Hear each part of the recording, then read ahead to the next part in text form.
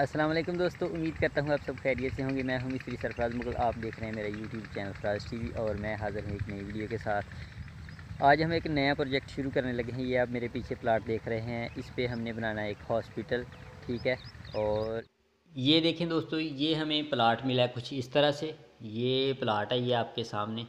अभी इस प्लाट में कुछ भी नहीं है, ठीक है।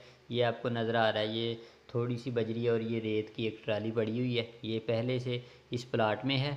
और उसके बाद हम इसमें काम स्टार्ट करने वाले हैं। हमारे पास इसका सबसे पहले जो है इसका लेआउट का नक्शा हमारे पास आ चुका है। कोई भी काम करने से पहले आप भी नक्शा बनवा लिया करें। नक्शे के तहत ही काम बिल्कुल अच्छा होता है और नक्शे में ही काम अच्छा होता है, क्योंकि नक्शे में आपको पहले ही समझ आ जाती है कि क्या बनाना है और कैसे बनाना है, ठीक है।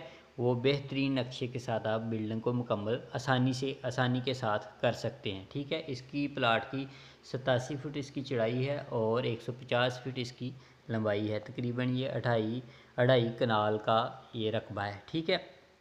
और हम काम बिल्कुल नक्शे के मुताबिक स्टार्ट करेंगे। इसका जो भी नक्शे के तहत होगा, इंजीनियर के साथ अटैच रह के हम इसका काम मुकम्मल इंशाल्लाह करेंगे, ठीक है।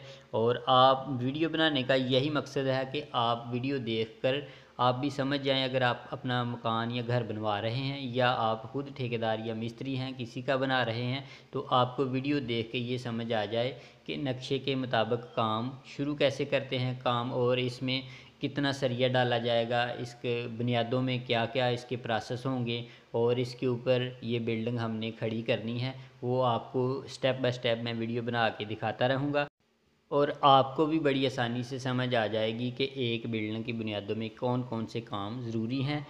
और ये बहुत ही अहम बात है कि काम स्टार्ट कैसे और क्यों करना चाहिए। हमें बेसिक प्लान मिल चुका है, उसमें इंजीनियर में सारा कुछ लिखा होता है कि इसके जो चौंकियाँ होती हैं, खड्डे होते हैं, वो कितने बाय कितने के निकालने हैं और गहरे कितने निकालने हैं, ठीक है। सरिया कितना डालना है, सारा कुछ लिखा होता है, ठीक है। कुछ मिस्त्री अपने खुद के तजर्बे से करते हैं, वो भी ठीक है, लेकिन अगर आप इंजीनियर के तहत चलें तो बहुत आसान है। उसके यानी कि मुताबिक काम करें तो बड़ा आसान है, लेकिन तजर्बा भी होना बहुत ज़रूरी है।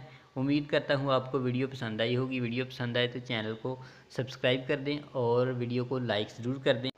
मिलते हैं एक नई वीडियो के साथ। अल्लाह हाफिज़।